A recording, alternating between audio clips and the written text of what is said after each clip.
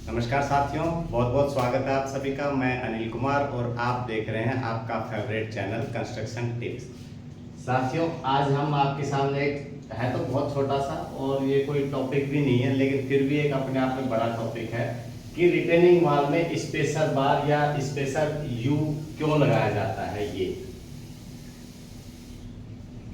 You क्यों लगाया जाता है इन दोनों के बार के बीच में, इसको और इसको मेंटेन करने के लिए। तो साथियों, हमने आपको पिछले सेशन में हमने समोसा रिंग के बारे में आपसे बातचीत की थी। समोसा रिंग हमने बनाया इसमें कि उसको कैसे डिफाइन किया जाता है, कैसे उसकी कटिंग लेंथ निकाली जाती है। इन सब चीज़ों से हम भी मोटिवेट होते हैं, हम अपने आप को अपडेट भी करते हैं और इसी बहाने आप भी अपडेट हो जाते हैं।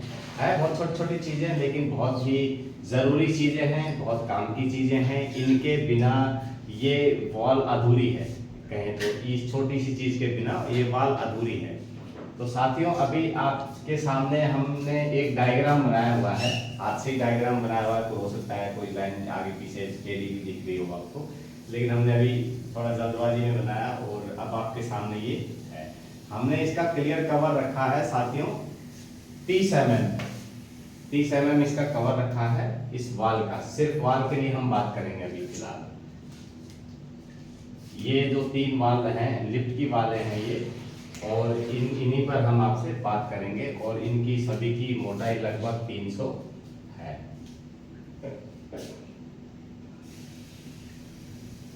300 mm ये है। तो साथियों, अभी इसके लिए हमने आपसे जो अभी बात की है, हम इसके लिए आपसे बात करना चाह रहे हैं कि ये जो वर्टिकल बार है हमारी रिटेनिंग वॉल की, और इस जगह यहाँ पर हमको यू लगाना पड़ता है। यू क्यों लगा रहे हैं हम? ये दोनों जो बार हैं इनकी वर्टिकलिटी को मेंटेन किया जा सके, वर्टिकलिटी ऑफ मेन बार, इस मेन बार की वर्टिकलिटी मेंटेन करने के लिए हम इसको लगाते हैं। अगर हम इसको नहीं लगाएंगे तो ये सरिया या तो इधर इसके ऊपर आ जाएगा या ये सरिया इसके ऊपर आ जाएगा, और ये अगर आप ये अपनी जगह से हिल गए और कम जैसे 2 इंच में आ गए, तो आप ये समझ लीजिए कि 300 की वॉल 300 की नहीं रहेगी, फिर वो 2 इंच की ही हो जाएगी। फॉर एग्जांपल, ये दो मतलब ये सरिया ऐसे है और दूसरा सरिया ऐसे जाके इस आ जाता है, तो आप ये देख लीजिए कि इसकी फिर वॉल की थिकनेस 300 mm, आप कास्टिंग चाहे भले ही 300 mm कर दें, लेकिन ये 300 mm की वॉल होगी नहीं, क्योंकि यहाँ जाके टच हो गया तो ये बेकार, सब कंक्रीट बेकार हो गई, ये भी कंक्रीट बेकार हो गई, और आपकी ये 2 इंच की वॉल बन जाएगी इस तरह से। और ये बहुत चीजें बहुत ज्यादा खतरनाक है। इन दोनों वॉल्स को अपनी जगह, इनका जो स्टील है इसकी वर्टिकलिटी अपने जगह पर मेंटेन करने के लिए हम इसके अंदर यू लगाते हैं, इस तरह का यू लगा देते हैं। ये इधर निकल आता है, इधर निकल आता है, और ये इस तरह से इनको दोनों को अपनी स्पेस पर ही बांध के रखता है, कहीं से अंदर आने नहीं देता। ऐसे ये भी है, इसको भी ऐसे ही करते हैं कि ये सरिया इधर भी नहीं जा सकता, ये सरिया इधर भी नहीं जा सकता। इसके लिए हम इसको ये यू को डालते हैं हर रिटेनिंग वॉल में। कोई भी रिटेनिंग वॉल को दोस्तों सब में ये डलती है।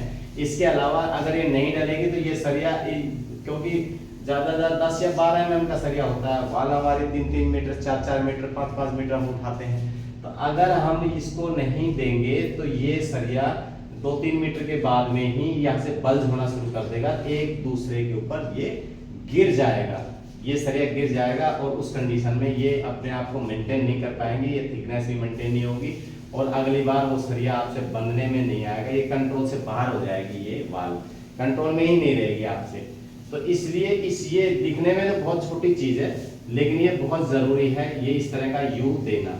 यू हमको देना ही देना चाहिए। यू से क्या है कि आपकी ये जो बार है, एक मेन बार, ये इसकी वर्टिकलिटी मेंटेन रहेगी, इसको कोई भी हिलाएगा डुलाएगा तो भी ये अपनी जगह से टस से मस नहीं होंगी और अपनी जगह बिल्कुल स्थिर खड़ी रहेंगी।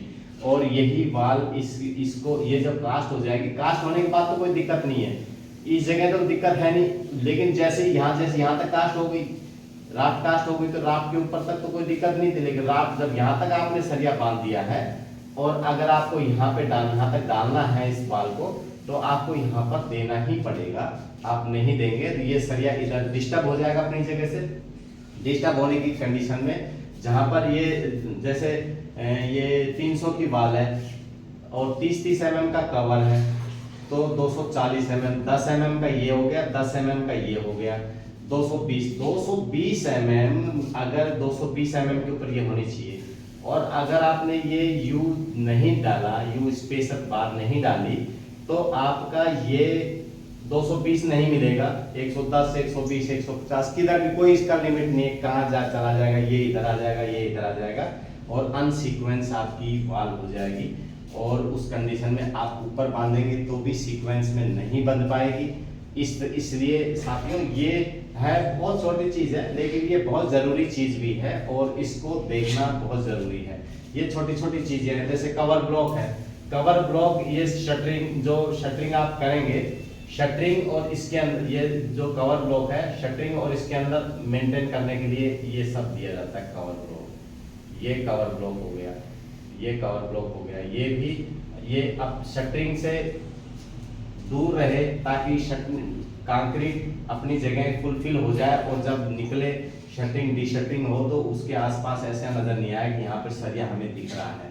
जैसे कई बार हम वाल या कॉलम खोलते हैं, कहीं पे कवर नहीं होता है तो वहाँ पर शटरिंग से चिपका हुआ स्टील होता है, तो वहाँ पर हमको रस्ट टाइप का एक लाइन दिखाई देती है और वो लाइन धीरे धीरे 2-4-6 महीने के अंदर वो वहाँ से रस्ट पकड़ना शुरू कर देता है स्टील में और वो मेन मेंबर तक, मेन कोर तक पहुँच जाता है और बाकी सभी सरियों पे वो इफेक्ट डालता है और सभी सरियों में ये लगना शुरू हो जाता है, जंग लगना शुरू हो जाता है। तो इस तरह से ये कवर ब्लॉक अपनी जगह है और ये अपनी जगह है, ये स्पेशल यू बार अपनी जगह है।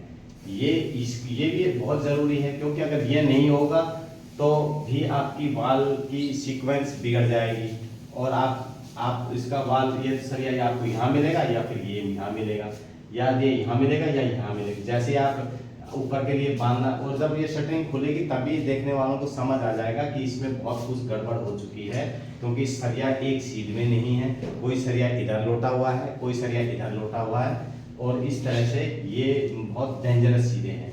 इससे इसकी जो ताकत है वाल की वो खत्म होने का खतरा रहता है। तो इसलिए इसको यू स्पेशल बार को देना बहुत जरूरी है। हमने आपको यहाँ बताया कि ये बार लौटेगी तो इसके ऊपर लौट जाएगी या फिर इधर लौट जाएगी।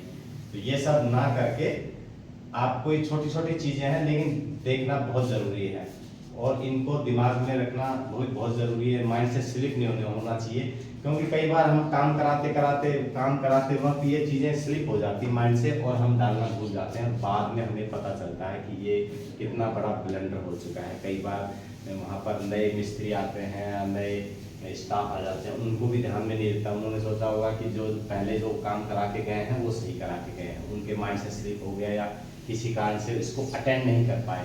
अटेंड नहीं करने की स्थिति में इस बाल का बेड़ा गर्क हो जाता है। तो कोशिश आप कीजिए साथियों कि ये हमेशा आपको याद रहे और ये चीज़ें आप भूलें ना। इसमें ये सिर्फ रिटेनिंग वाल के अंदर ही होता है।